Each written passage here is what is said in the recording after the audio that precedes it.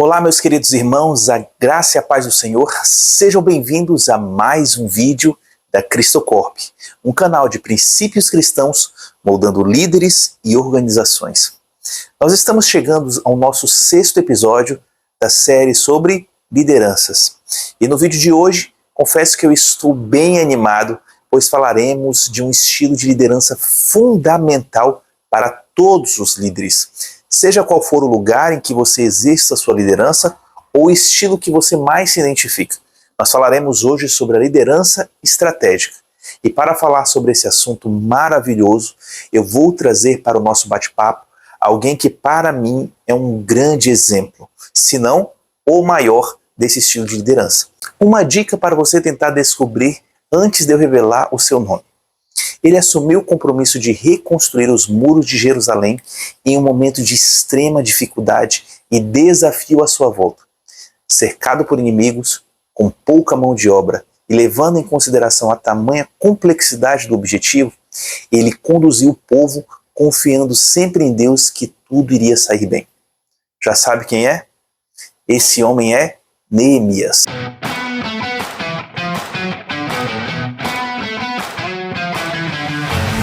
O livro de Neemias nos transporta para um dos momentos mais desafiadores da história de Israel.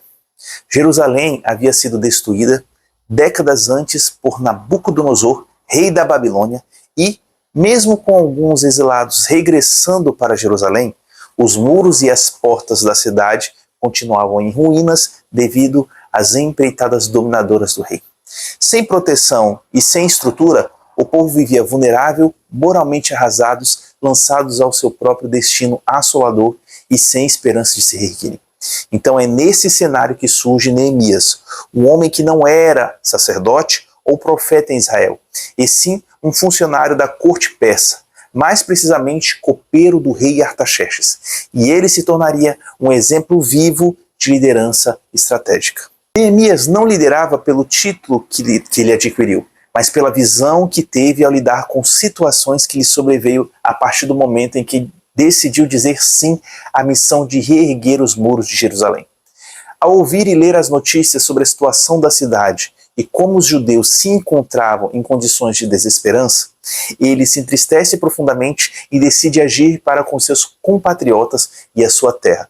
Então, ele, dominado pelo anseio de reerguer a esperança do povo, ele solicita ao rei para que possa ir a Jerusalém a fim de ajudá-los na reconstrução dos muros da cidade. Então, sua trajetória nos mostra que a liderança estratégica não se trata apenas de ocupar um cargo, mas de ter clareza de propósito, habilidade para planejar e capacidade para mobilizar pessoas rumo ao objetivo proposto pelo líder. Partindo disso, vamos traçar o alinhamento entre o conceito da liderança estratégica e a história de Neemias. Mas, primeiramente, o que seria a liderança estratégica? Segundo autores como John Kotter e Richard Hughes, eles descrevem a liderança estratégica como a capacidade de influenciar outros a tomarem decisões que garantam o sucesso sustentável de uma organização, mesmo diante de incertezas. E isso envolve 3 pilares essenciais. O primeiro pilar é a visão clara e o propósito definido. Para falarmos de estratégia, devemos a priori ter uma visão clara e propósito definido sobre onde queremos chegar e o que desejamos realizar, pois é a partir disso que serão traçados objetivos, sejam curto, médio ou longo prazo, para chegarmos até lá. O segundo é o planejamento e a alocação dos recursos. Uma vez que foram traçados os caminhos pelos quais devemos percorrer, será necessário ter planejamento estratégico de como chegar até lá de forma mais eficaz possível. E não somente isso, esse planejamento envolve também levantar quais os recursos serão necessários para que esse objetivo seja concretizado. E o terceiro pilar é a capacidade de adaptação e resiliência frente às ameaças. Durante a caminhada rumo ao objetivo, desafios poderão se levantar para o retrocesso ou até mesmo a não continuidade dos propósitos que um líder estratégico deseja para a sua organização.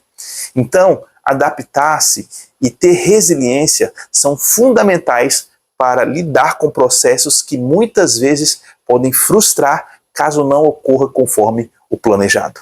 Diante disso, gostaria de analisar com vocês alguns pontos fundamentais que demonstram como Neemias foi um excelente líder estratégico.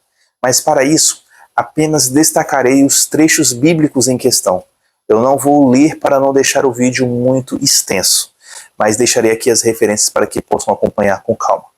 O primeiro ponto que gostaria de trazer a vocês é a análise da situação do local que Neemias fez ao chegar em Jerusalém, que se encontra ali em Neemias capítulo 2, do versículo 12 ao 15. A palavra nos mostra que Neemias chega a Jerusalém e, antes de qualquer anúncio público, realiza uma avaliação silenciosa e estratégica do cenário. Ele inspeciona os muros à noite, sem chamar a atenção do povo para aquilo que estava pretendendo fazer. E isso reflete um princípio na liderança estratégica que chamamos de diagnóstico antes de agir.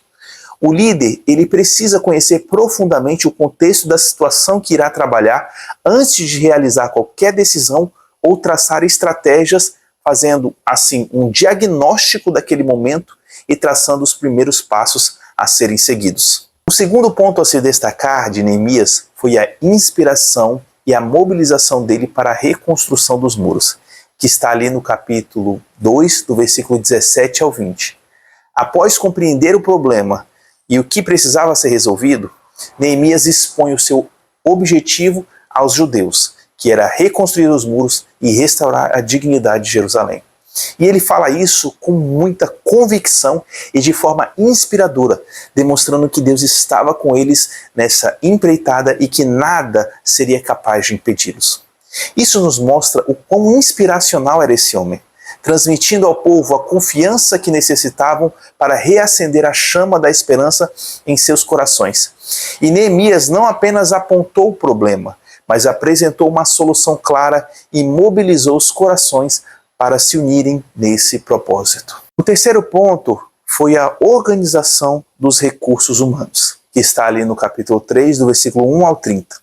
Ali vemos que Neemias distribuiu as tarefas de reconstrução dos muros entre famílias e grupos específicos. Cada um sabia exatamente o que fazer e onde atuar da melhor forma. Isso demonstra o domínio que ele tinha sobre a alocação de recursos, onde cada um estava atuando separadamente para que o trabalho num todo fosse realizado de forma coesa e com propósito. Isso é um conceito defendido por Peter Drucker, no qual, ao colocar pessoas certas nas funções certas, isso aumenta a eficiência no serviço e o engajamento do coletivo no objetivo. E o quarto ponto a se considerar foram as estratégias contra as ameaças do povo ao redor ali de Jerusalém, conforme está escrito no capítulo 4, do 9 ao 23. Vemos ali que nem tudo foi um mar de rosas. Tobias e Sambalate estavam dispostos a trazer ruínas aos planos de Neemias, amedrontando o povo com supostos ataques que realizariam e rebeliões.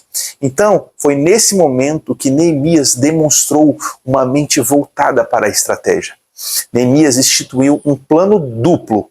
Enquanto uma metade trabalhava, outra metade ficava de guarda. E até quem estava construindo estava armado, com uma mão segurando a espada e a outra levantava os muros. Essas escalas eram diuturnamente, até que conseguissem finalizar os muros.